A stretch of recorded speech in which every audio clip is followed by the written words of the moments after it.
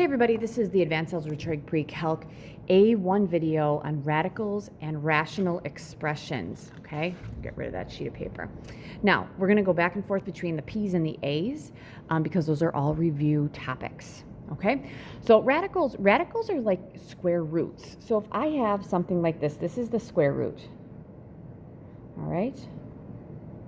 Okay, so the square root, you're looking for, what do I multiply by itself to get this number? Okay, so the question you're going to ask yourself is, what do you multiply by itself to get that guy right there? All right, now this is going to be a little different. You have what we call a cube root. That's a little cube out here. So it's kind of understood that this is like a 2. What do you multiply by itself? This is a cube. This is what we call a cube. Can't write. Root. All right. So what do I multiply by itself 3 times?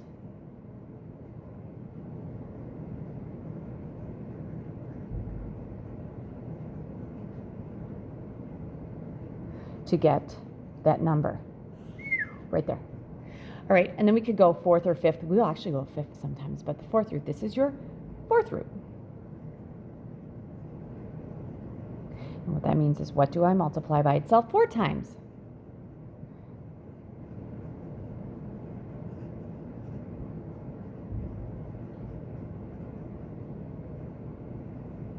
To get right there. All right?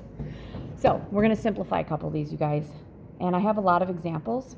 Again, if you feel like you don't need an example like towards the end, fantastic. But if you feel like you do, keep writing things down, because these are going to get more complicated. I'm going to tell you, last year, this is the thing that the kids really struggled on. If you don't get this right away, don't worry about it, because we're going to be doing so much with this. It's just you have to learn how this works and have an idea of how this works in order to solve some things. All right, so first thing we're going to do today is simplify. I have a bunch of these. I'm going to put 3 down at a time. So part A is going to be the square root of 100. B is going to be the cube root of 64 over 125. And part C, this is going to be the last one I do in this little group. What's my C? The cube root of negative 64 over 125. All right? All right. So here we go. Okay, so square root. What do I multiply by itself to get 100? That would be just 10, right? There you go. Next one. What do I multiply by itself 3 times to get 64? And what do I multiply by itself to get 3 times to get 125? So here I do. Okay, so I'm going to make a list. 1 cubed is 1. So 1 cubed doesn't really matter because I don't really care. What's 2 cubed? 2 cubed is 8. Okay, I'm going to go up here. 3 cubed is 27. Not there yet. 4 cubed is, okay, 4 times 4 is 16. 16 times 4, that's 64. Oop, got one. So what do I multiply 3 times to get 64? That would be 4. Over, didn't get to 125 yet. 5 cubed, that's 5 times 5 is 25. Times 5, that's 125. That would be 5. Fantastic. Awesome. Okay, that brings me to the next guy. Okay, I'm going to kind of shove this down here. Sorry about that. So, sorry about this. You guys got to make sure you put a cube there. I almost forgot. I lost my little cube. Okay, so what do I multiply by itself 3 times to get negative 64? First, can I? Yes, I can. That would be negative 4, right? Because I'm going to actually put this on a Post-it, and then I'll take it away. Okay, negative 4 times negative 4 times negative 4. If this is 16 times negative 4, that equals negative 64, right? So that would mean that negative 4 would have been my answer. All right. Over. What do I multiply 3 times by itself to get 125? That was just 5. Okay, and that makes sense because I can multiply a number by itself 3 times, a negative number by itself 3 times to get negative. So those both have to be negative. All right. Let's look at it. I'll put 2 more on here because I don't like to waste a ton of paper. D, the square root of negative, D is the square root of negative 16, the 4th root, my bad. Okay, and E, we're going to go with the 4th root. Ooh, this is fun, of 80. Okay, so I'm probably going to make a list on this of fourths and cubes, so I have them just like this. So here's my question, you guys, on this one. In D, can you multiply, sorry, can you multiply a number by itself 4 times to get negative 16? No. Positive numbers multiplied by themselves 4 times are positive. Negative, 4 negatives make a positive. So this one, there is no solution. So if I say there's no solution, the math way to do that would be a 0 with a line through it. There's no solution, okay? Okay, the 4th root of 80. Okay, I don't have any fourths, but I'm going to start with 4th. Now, 1 to the 4th I don't have to do. Let's go with 2 to the 4th, 3 to the 4th, 4 to the 4th, right? 2 to the 4th, 2, 4, 8, 16. So that'd be 16. 3 to the 4th, 3 times 3 times 3 times 3. Well, these would be 9. That would be 9. 9 times 9 is 81. Oh, I'm big. I'm too big. I'm there. The other thing I'm going to do, since I have 4 to the 4th, I'm going to take 4, raise it to the 4th power. That is 256. So if I need this list, I'll bring it back. Okay? All right. So I could say that there's no solution here. I mean, but there should be a number that I can multiply by itself. So here's what we're going to do, and we'll do this with some square roots in just a bit too, you guys. Are there any numbers in this list, the 16, the 81, or the 216, that would give me 80? I feel like 16 does. So if I go 80 and I divide it by 16, yep. So 80 is 16 times 5, okay? Now, we have to look at, is there a 5th root of 16? Can I multiply something by itself 4 times to get 16? Yep, that's 2. So this guy right here, the 4th root of 16 is 2, okay? Can I multiply anything by itself 4 times to get 5? No. So this is going to be 2 times the 4th root of 5, okay? So I have this little thing, and I'm going to put that up there, and if I need it, I'll come back to it. So that was E. If you didn't quite get that, you can review it, rewind it, and relook at it, but we'll do more, okay? We're looking at all different kinds of roots. All right, here we go. F. For F, we're going to take the square root of 75x to the 7. Actually, let's go with 75x to the 8th. We'll start with that. G. Let's go with the 6th root of x to the 6th, y to the 6th. What's my H? Okay, H is kind of a big one. H, let's go with the cube root of negative 24, y to the 9th. Okay, and then I'm going to stick with an I. We're going to go with square roots. Let's go with the square root of 50, x to the 6th, y to the 7th, z. There we go. Done. I'm good with that. Okay? And I'll switch my colors a little bit. All right. So I have some different kinds of roots here. Okay? So let's start with this guy. The square root of 75x to the 8th. So can I square something to get 75? No. So let's go ahead and let's figure out our squares. Again, 1 squared doesn't pay. 2 squared, 3 squared, 4 squared, 5 squared, 6 squared. We'll start with those. 2 squared is 4, 3 squared is 9, 6 squared is 16, not quite to 75. 2 squared is 25, 6 squared is 36, not there yet. 7 squared, 8 squared, 9 squared. 7 squared is 49, 64, 81. Okay, here we go. So in my list of squares, I went past 75. It's not a square. So what I have to do, I want to get the largest guy. The largest one of these guys, the largest perfect square that divides evenly into 75. Okay, that doesn't go, obviously. That doesn't. 64 doesn't. 49 doesn't. 36, 25. Isn't 75 25 times 3? Okay. All right. So is there a square root of 25? Yes. That is out as a 5. Is there a square root of 3?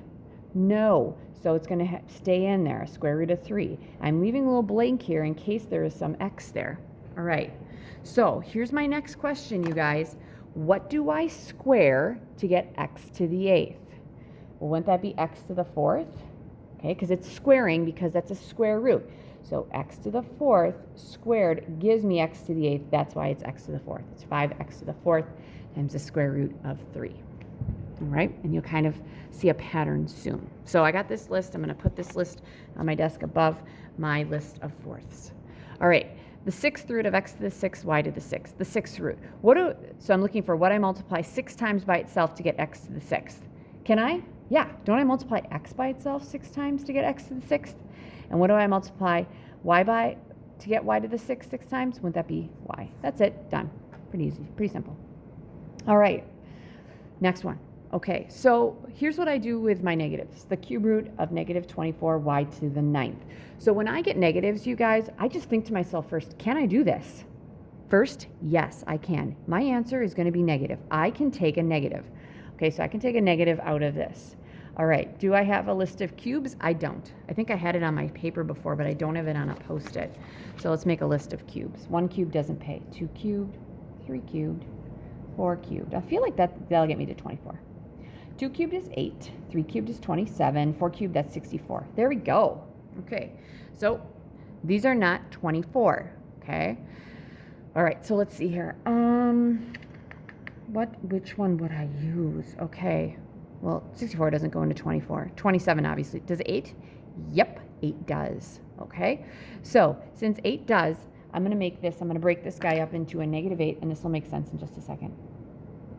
Times a 3, right? Because couldn't it be 8 times -3?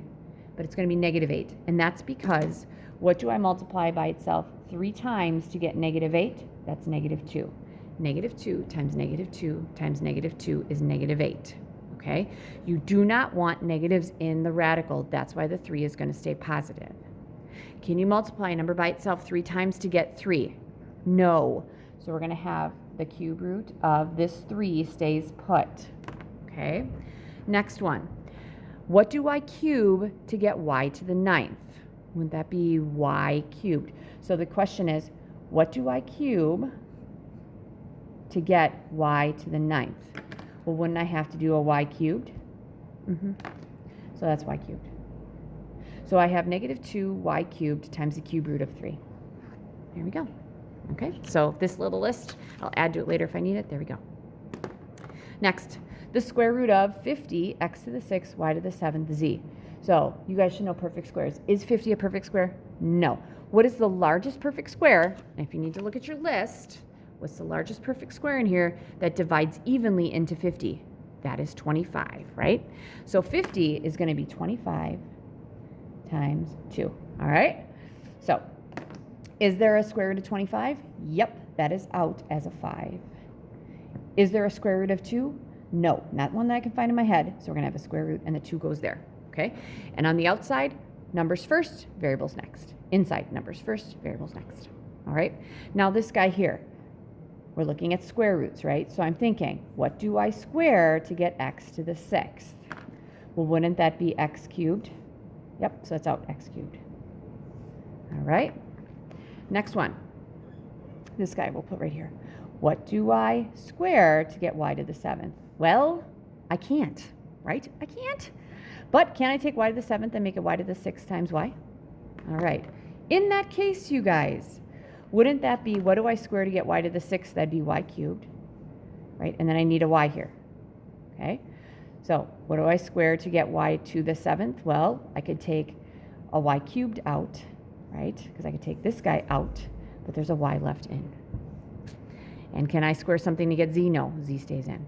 Okay, so here's the shortcut, kids. Thank you, guys. Okay, if it's a square root, how many squares are there in x to the 6th? You just take 6 divided by 2, you get 3. How many 2's are there in 7? 3, but there's 1 remaining, so if you want to put a 1 here, you can. There you go. There it is. Okay, and my h is pretty simple. All right, so my last thing I want to look at would be something with some fractions. And I might add something with rationalizing denominators, but I'm not going to just yet. So let's say that I have something like GHIJ. Sorry about that. If I had something like the square root of, sorry about that. I want that on the bottom. 3 x to the 7th, y to the 8th, over 100 x to the -3rd, y to the -3rd. There we go. All right, so here, this is how this goes. First thing I do would be to try to divide things out or simplify them. 3 and 100 you can't divide out evenly. So I'm going to leave this guy alone like this. Okay, I'm going to have 3 over 100.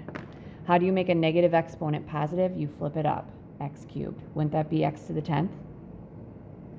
Okay. How do you make a negative exponent positive? Wouldn't that be y to the y to the third up here, so that would give me y to the 11th. Okay? Now, 3 does not divide evenly into 100. So how we can rewrite this would be the square root of 3x to the 10th, y to the 11th, all over 100. That's one way to do it. Okay. Sorry, over the square root. My bad, because the whole thing was square rooted. Okay, here we go. Is there a square root of 3? No. Square root of 3. Okay. What do you square to get x to the 10th? That'd be x to the 5th. There's nothing left. It's like saying 10 divided by 2 is 5. What do you square to get x to the 11th? That's also an x to the, or y to the 5th. There's a y left inside. What's the square root of 100? That's 10. Okay. Now, could you do things differently and get the correct answer? Of course, you totally could. Okay? You totally could. But I'm going to stick with those, and if I have to rationalize denominators, I will do that later. Okay? So that is that part. Okay, I know this is going to get to be kind of long, but this is a big one. Okay, fractional exponents. This is where we're ending it. Fractional exponents. If I have something like x raised to the b over a power, you can actually write that as a root. This x goes here. The denominator is your root, and this guy would be your exponent. Okay? So for instance, if I had x raised to the 7/4 power, that would be x here, the 4th root of x to the 7th, and we could totally simplify that, okay? But that's just how that works. Okay, simplify. All right, so this is, let's see here, this is my second group of simplifying, a. Okay, let's go with x squared, y to the 9th, raised to the 1/3 power, times x, y squared. All right, so power to power, what do? We multiply, okay?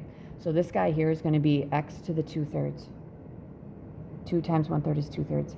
Y to the 9 times 1/3, wouldn't that be 3? That's times x, y squared. All right, so now you might be kind of confused on what's going on with these two, the x's, I'm sorry. The y's you should be able to figure out.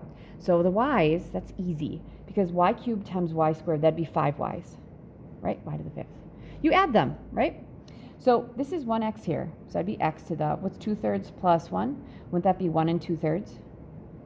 Well, we usually don't use mixed numbers for fractions, or for, I'm sorry, we don't use them for exponents. So it's going to be x to the, this was 1 2/3. 3 times 1 is 3 plus 2, that's 5/3 power. Y to the 5th. Okay? And that's one way that you could write that one. All right. And we will look at, this will be my last one of these. So that was A, B. Okay, 3x to the 2/3 over y to the 1/2 times 2x to the negative 1/2 power over y to the 2/5 power, okay? So let's think about this. We're multiplying across, right? So 3 times 2 is 6. Now when I multiplied across here, when I multiply like these two guys together, okay, let's just think about what we did up here. Didn't we just add the exponents? Can't I just add those exponents? So it's going to be 2/3 plus a negative 1/2. What do you need when you add fractions? You need a common denominator. That would be a 1/6. Make this negative. What I multiply a 2 by, or 3 by, you get to 6. I multiply by 2, so it'd be 4/6. 2 by to get 6, I get 3. Negative 3. All right, which makes sense. Negative 3/2 should be negative 1/2. 4 plus a negative 1, that's negative 1, and that's 6. Right? So there you go. Sorry, it's positive 1/6. My bad. I can't subtract. 4 minus 3 is 1.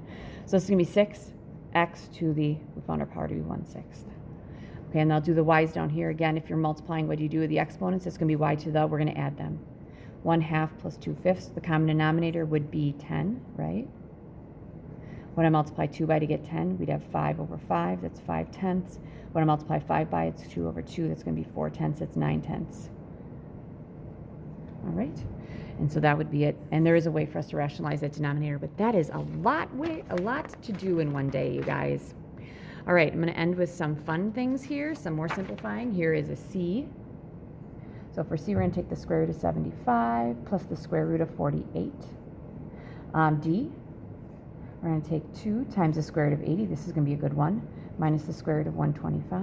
And E, last but not least, the square root of 4x squared y minus the square root of y cubed. So I'm using lots of square roots here because it's probably easier to understand those. And this is going to be the end of me. This is taking a lot of time. All right, so here we go. 75, there is no perfect square, and these are all squares, so I'm going to grab this thing and I'm going to shove this right here, you guys, and you can see that. 75 is not a perfect square. Largest one that is, though, is 25. So this is 25 times 3. Is there a square root of 25? Yes, that is a 5. Is there a square root of 3? No. That simplifies to 5 times the square root of 3 plus 48. The square root of 48, that doesn't work. What's the largest perfect square that is a factor of it? Okay, let's see here. 49 isn't. No. No. I believe so. 48 divided by 16, I believe, is 3. Yep, it's been a long summer, but it's 16 times 3. Is there a square root of 16? Yep, that's a 4. Is there a square root of 3? Nope, that stays inside. Ooh, these are like x's. They are the same. So if I have 4 square roots of 3 plus, or if I'm, sorry, 5 square roots of 3 plus 4 square roots of 3, that's 9 square roots of 3. Boom, done. All right. All right, next one. So having a number out here, that just means you're going to have a 2, and then whatever this is simplified, whatever you shove out, you're going to multiply. I feel like 80, because 80 is not in my list, feel like it was divisible by 16. It is 16 times 5. So 80 is 16 times 5. 16 is out as the square root of 16 is 4. So this is out as a 4. That's going to get multiplied. Is there a square root of 5? No. Okay? So that means this whole thing in the end, you guys, would be 8 times the square root of 5. Minus, is there a square root of 125? Okay, let's see here. 10 squared is 100. 11 squared is 121. 12 squared is 144. No. What's the largest perfect square that is a factor? Wouldn't that be 25? This is 25 times 3. Is there a square root of 25? Yep, that is 5. Is there a square root of 3? No. And this was a minus here, so it's a minus here. 8 square roots of 3. 8 square roots of 5 minus 5 square roots of 3. Guess what? I think that is it, because you can't take a square root of 5. And you can't, this is 25 times 5. My bad. My bad. You're probably like, she is losing it. It's been a long video. All right, so I'm going to get rid of this. And we'll just go right here. So this guy right here, that's 8 times the square root of 5 minus. And this was 5 times the square root of 5. Right? Because this is 25 times 5. 25 is out as a 5. That's in. Now, here we go. This makes sense. 8 square roots of 5 minus 5 square roots of 5. 3 times the square root of 5. Sorry about that. It's better when you're in front of me. I don't want to make those mistakes. Last but not least. All right, here we go. Square roots. And the only way we can do these, you guys, is because the roots are exactly the same, okay? So if I have the square root of 4, okay, the square root of 4 is there 1? Yep, 2. So this is out as a 2. What do I square to get an x squared? X. Can I square something to get a y? No, minus. Okay, y cubed, wouldn't that be a y squared times a y? What's the square root of y squared? That's a y. This guy stays in. Okay. So if I have 2x times the square root of y minus y times the square root of y, okay, I can actually leave that like that totally. I'm totally fine with this. Or if you want to get super fancy, both of these terms have a square root of y in them. Okay? If I take a square root of y out of here, I get 2x minus y. And that is going to probably be towards the factoring part of our learning. Okay? But I'm going to keep those post-its there. All right. Sorry that this is so long. This is probably the thing last year that got them. Just keep trudging through. Ask questions. Meet me in Google Meets. All right? And good luck with that homework.